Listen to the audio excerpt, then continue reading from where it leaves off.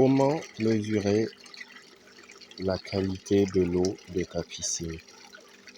C'est pas très compliqué. Il suffit d'avoir ce genre de petite boîte avec des petites bandelettes dedans que tu vas venir plonger dans l'eau de ta piscine. Et en fonction des couleurs qui vont apparaître dessus, et bien, tu sauras la qualité de ton eau, le pH de l'eau, si le pH est bon ou pas, et s'il faut l'augmenter ou le baisser. Le pH, il permet au chlore ou au système qui tue tes bactéries que tu choisis, ça peut être le chlore, l'eau de javel, ça permet à ce système-là que tu as choisi d'agir plus efficacement. Donc, par exemple, là, vous voyez, on a le pH.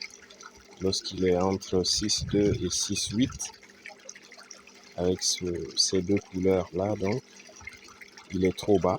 C'est en anglais low, donc il faut utiliser du pH+. Pour l'augmenter, le but est d'être dans la zone OK, c'est-à-dire entre 7,2 et 7,8.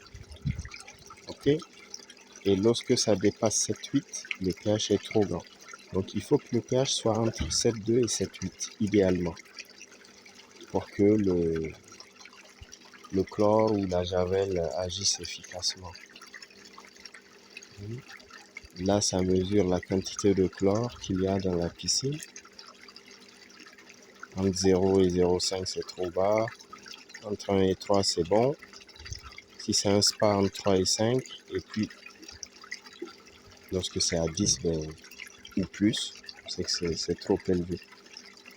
L'alcalinité de l'eau, ça c'est ce qui reste dans ta piscine lorsque le chlore a complètement disparu. Ce sont des particules qui sont dans des pastilles de chlore et qui ne disparaissent pas. Le chlore, lui, disparaît, mais pas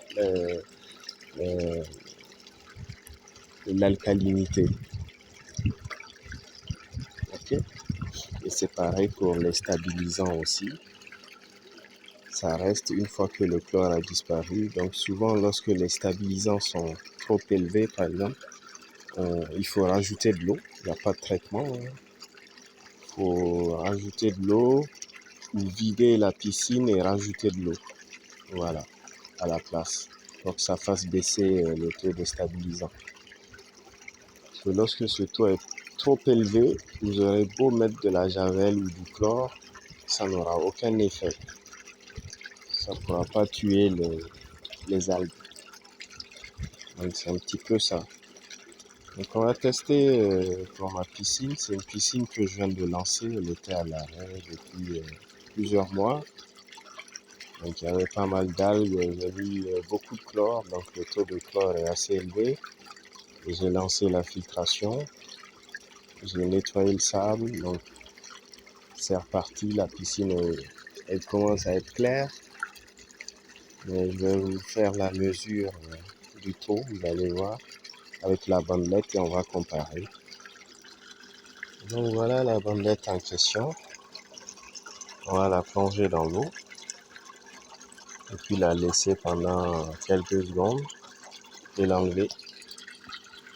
Et puis patienter un petit peu,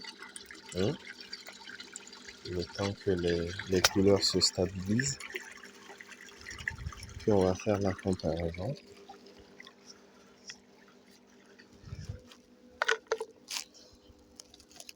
Donc là pour la première couleur, on est à peu près là. Donc au niveau du pH, on est OK. Au niveau du chlore, comme je vous ai dit, j'ai mis du chlore là à l'instant, donc il y en a pas mal, on est à 10. Il y a beaucoup de chlore, les algues sont en train de partir, et le filtre va évacuer les algues mortes. Ensuite, au niveau de l'alcalinité, on est plutôt là, on est OK, couleur verte. Et puis le dernier paramètre, les stabilisants. Là aussi, on est peut-être plus par là, on est un peu haut. Bon, on va laisser le système de filtration tourner. 24 à 48 heures et voir ce que ça va donner. Mais déjà, la piscine a vachement changé de couleur. Au départ, elle était verte, hein, elle est restée plusieurs mois à l'arrêt et les algues se sont mis à leur aise. Voilà. Donc c'est un petit peu ça. Comment vous pouvez checker la qualité de votre eau avec ce genre de système-là. C'est assez rapide, c'est efficace et en fonction si vous êtes ou pas dans la bonne zone, hein, surtout pour le pH, vous augmentez le pH ou vous le baissez en fonction. Et le chlore aussi, s'il n'y a pas de chlore, ben, les algues vont proliférer, vous en mettez des pastilles. Et pour que le chlore soit efficace, n'oubliez pas, il faut que le pH soit bon. Voilà, voilà. À plus tard pour une nouvelle vidéo.